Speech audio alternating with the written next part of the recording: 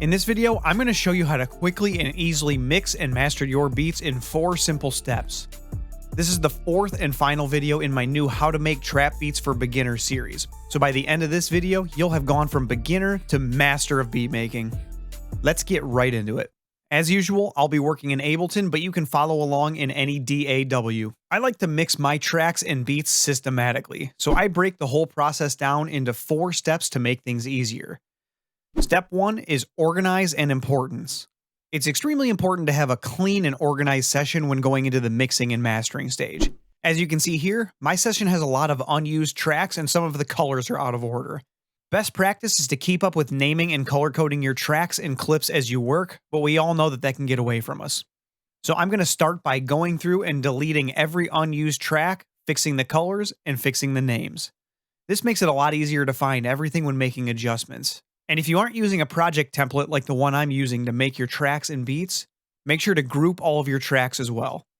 If you want to learn more about the importance of project templates and how to set one up, I uploaded a video recently that I'll link in the description.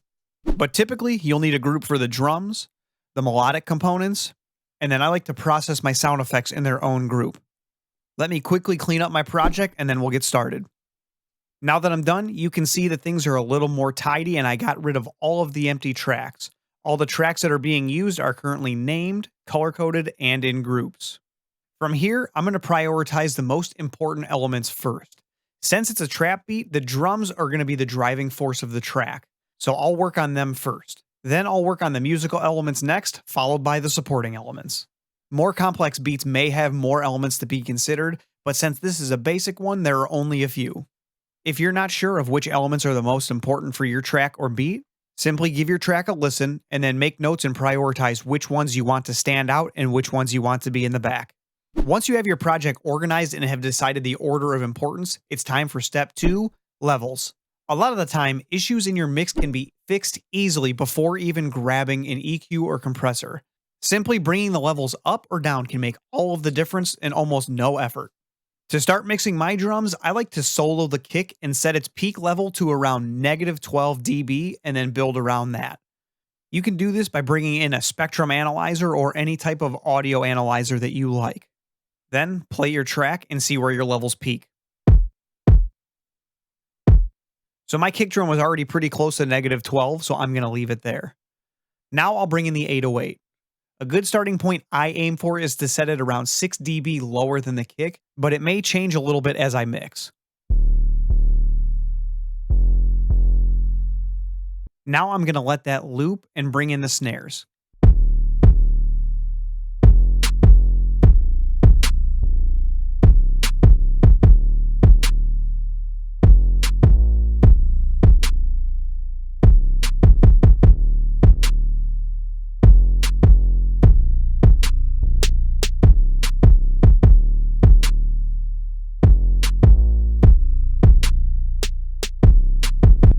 Hip-hop and trap snares tend to be upfront and fairly loud. I brought them to a level that I think is pretty good, but I might have to adjust these a few times throughout the mixing process. Now I'll add the hi-hats with a similar mindset. These can easily end up pretty piercing and cause ear fatigue to the listener, so I like to keep these close to or a little quieter than the snares.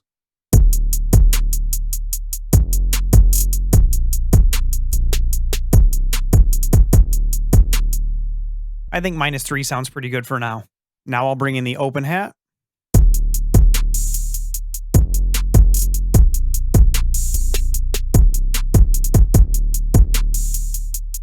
And I think that's pretty good. Finally, I'll bring in the percussion loop.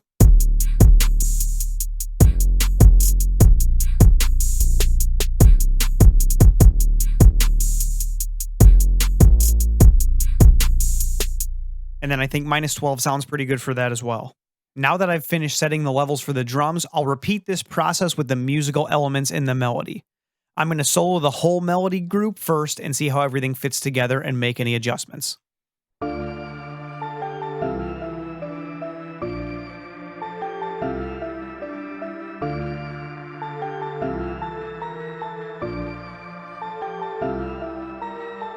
So right away, I notice that I want this plucky layer to be a little more present because it's really mellow. So I'm going to play this back again and boost this up a tiny bit.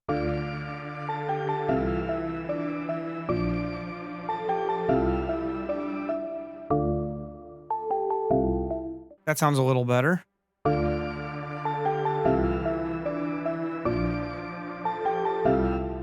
And then this bright gritty lead is kind of overpowering everything, so I think I'm going to bring that down a tiny bit.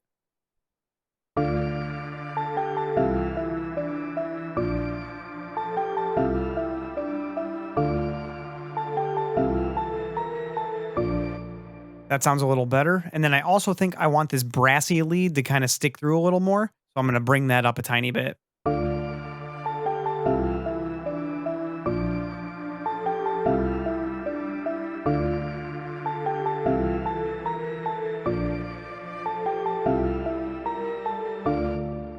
That sounds pretty good. Now that I like the mix of the melody and the drums, I'm going to play the drum group and then bring the melody into taste. One trick to find a good level for elements in the mix is to bring it all the way down and then slowly bring it back up to find the sweet spot. Also, doing this with your eyes closed will help you prevent fixating on the dB level on the meters.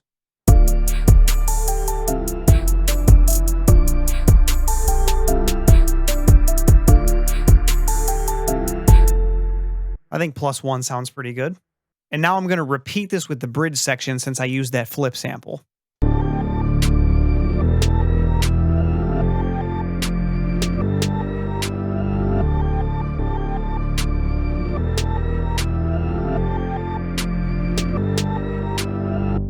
I'm pretty happy with that, so I'm going to tweak the level of this riser real quick as well.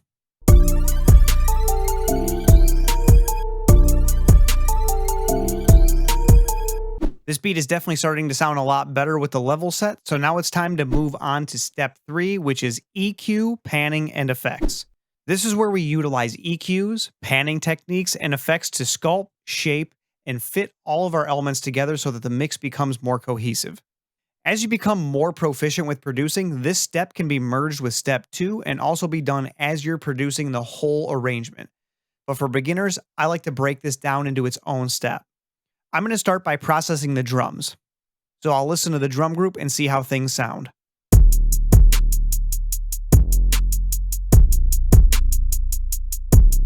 As you can hear, the drums sound pretty tight to begin with, which is why the sound selection stage is so important. If you remember back to the bad drum examples from the second video, those would have needed a lot of processing to make them sound good. These only are going to need a little bit to tighten them up. One thing I do want to change is the top end of the hi-hat. It's a tiny bit harsh, so I'm going to use a high shelf to round those off a little bit.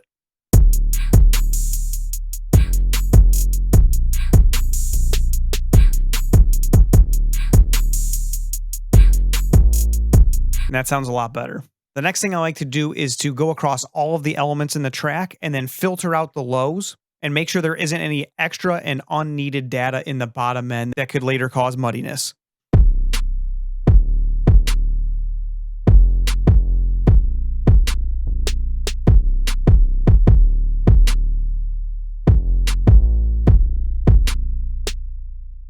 So you could hear as I filtered out the lows on that snare, it took out all of that low end information, but it didn't even change the sound of the snare. I'll continue this with the rest of the drum elements. Now that that's done, I'm going to give it one more listen and see if there's anything else.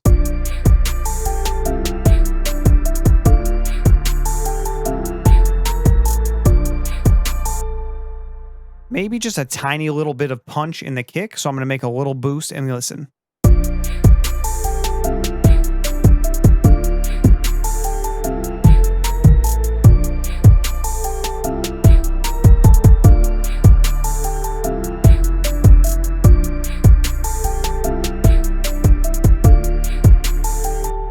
Then one final thing I like to do if my drums need to tighten up a little bit more is to add glue. You can do this one of a few ways, like using a compressor or a saturator. In this case, I think I want to use a saturator because I want to add a little bit more grit while squeezing everything together. My favorite saturation plugin is Thermal by Output. Since I'm working on the drum bus, I'm going to use the mix bus presets.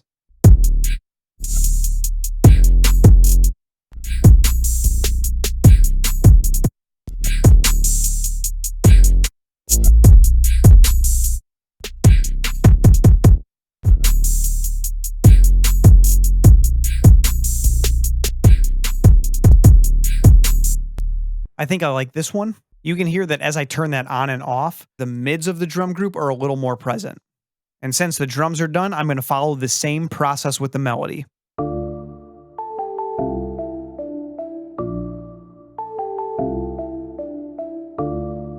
We'll take out these lows.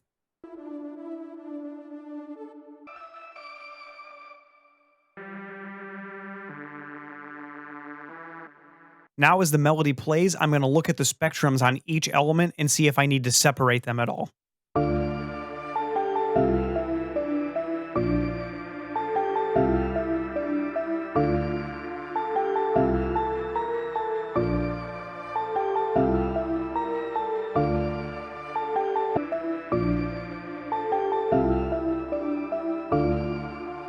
So what I did is on this low drone, I brought the high down a little bit. That way it doesn't clash because it's mainly a low note. Then on the bright gritty lead, I actually boosted this low cut a little bit so it's not interfering with the low end. Now I think I want to add a little more brightness to the melody as a whole. So I'm going to drop thermal on it and find a good preset to add some excitement.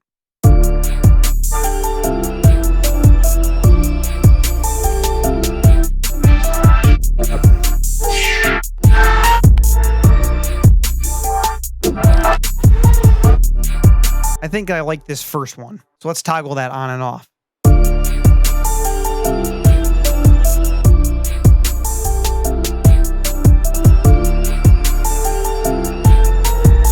And then I just dialed the dry wet back to about 50%, so it's not as aggressive. It definitely feels like it's more present now, which is what we were looking for.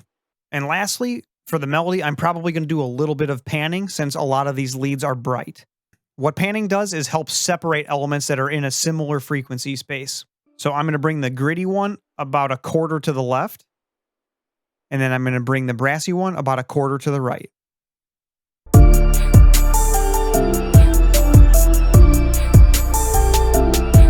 Now you can hear they're not fighting each other as much because they're separated from the middle. Now this beat is sounding way tighter and a lot more cohesive. So I'll play the difference between the beginning without any processing and now.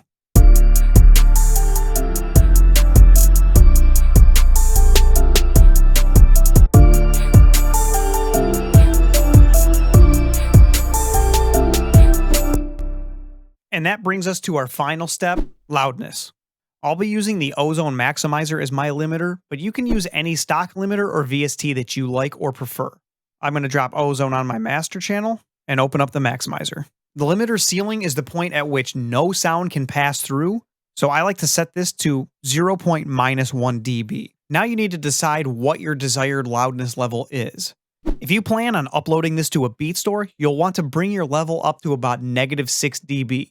This will leave room for the artist and engineer to do what they need. If you made a beat for streaming or mixing and mastering a single with vocals to upload, you're going to want to shoot for around -14 LUFS.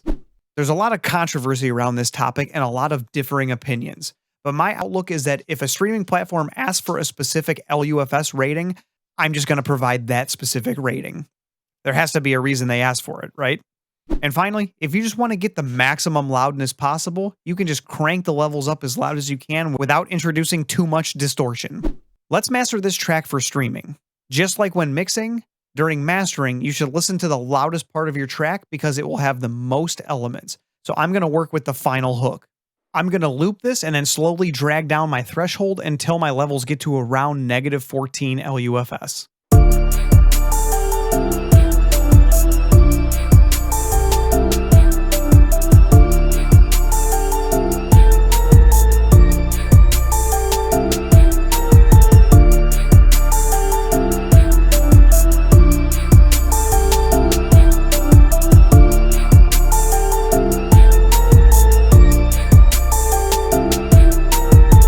As you saw there, the further I pulled down on the threshold, the louder my beat got.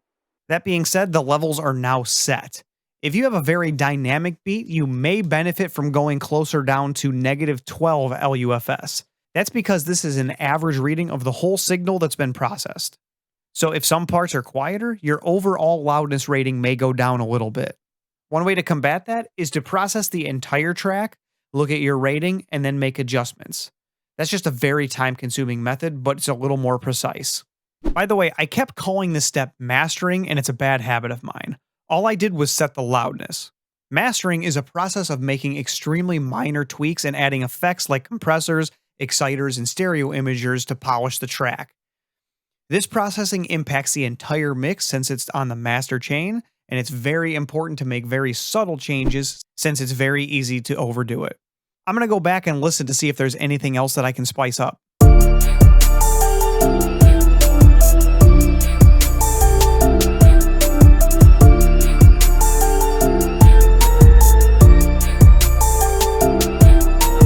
I think I'm going to go in the EQ and add a tiny bit of boost in the mids to make this melody pop a little more.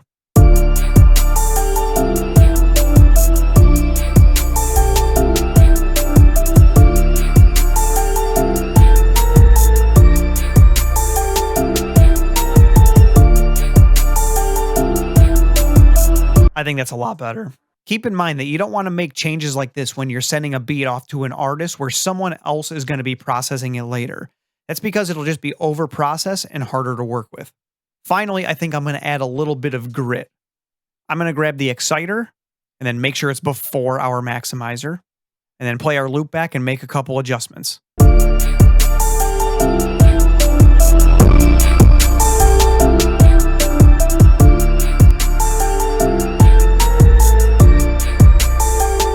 +2 is a really subtle amount, but I think it works well. Now I'm going to cycle through our algorithms and see which one sounds the best.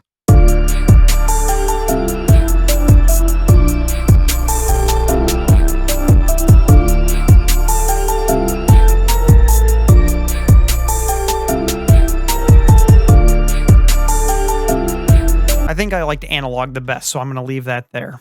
And now I think what I'm going to do is I'm going to make a band, solo it, and then try to find a spot where there's not much low-end information.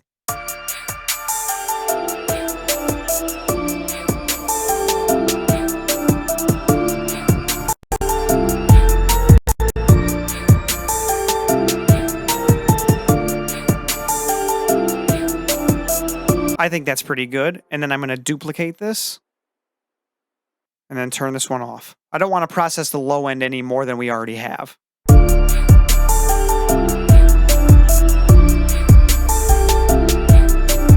And then I boosted that up another 0.3. If what you're using has a bypass function, you can use that to listen to your changes.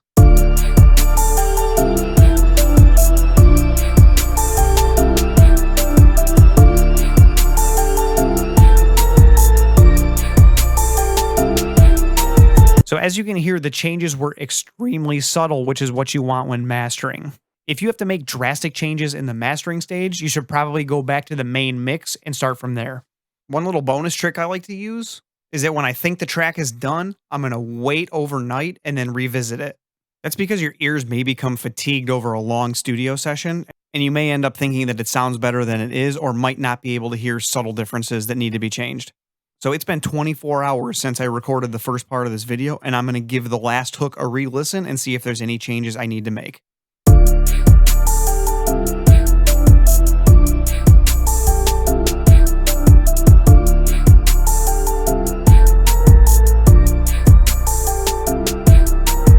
The first thing I immediately heard is that the hi-hats are standing out a little too much. So I'm going to go into my drums and turn those down a tiny bit.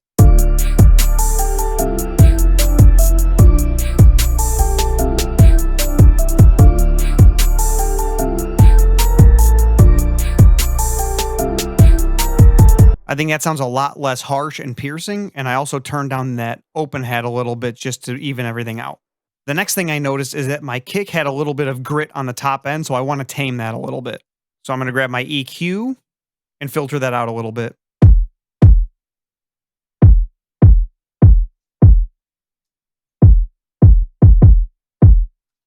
And now that I've cut these highs, I think this boost at about 100 is adding too much thump. So I think I'm going to push that forward a little bit to add more punch.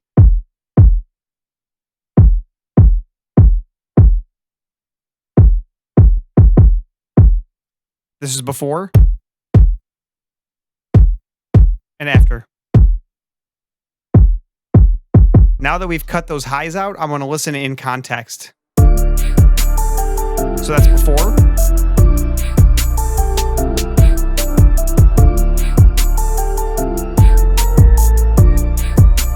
And I think that sounds a lot better. I think I need to add a little bit of top end to that 808. It's a little too subby, and I'm afraid that it's not going to be heard very well. And for this, I think I'm going to use the Ozone 9 exciter. The reason I'm using this is because I can make bands, so I can only affect the part of the 808 that I want. I think around 130 Hz is a good area for my band.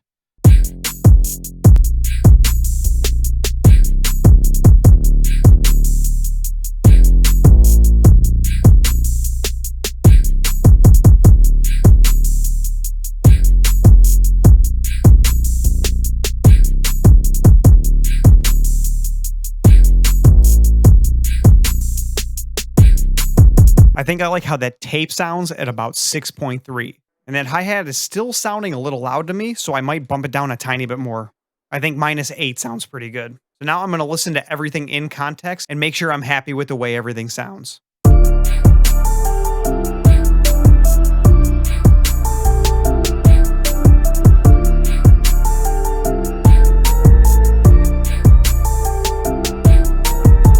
And for some reason, it feels like I'm losing a lot of the top end of my melody, so I'm going to go into my processing and see what's going on here. So it looks like this filter is taking out some of the top end, so I'm going to disable this because I don't like the effect it's having on the melody. There we go. Did you feel how that just brought the life back into the melody? It sounds way better and much brighter now. If I would have called it quits last night, I may not have even known that was happening. Now you've made it through the entire How to Make Trap Beats for Beginners series. I hope this series helped you go from a beginner to a pro beat maker and gave you plenty of insight on how to make beats. If you have any questions or suggestions, please comment below. If you're just catching this video and want to check out parts 1 through 3, click here.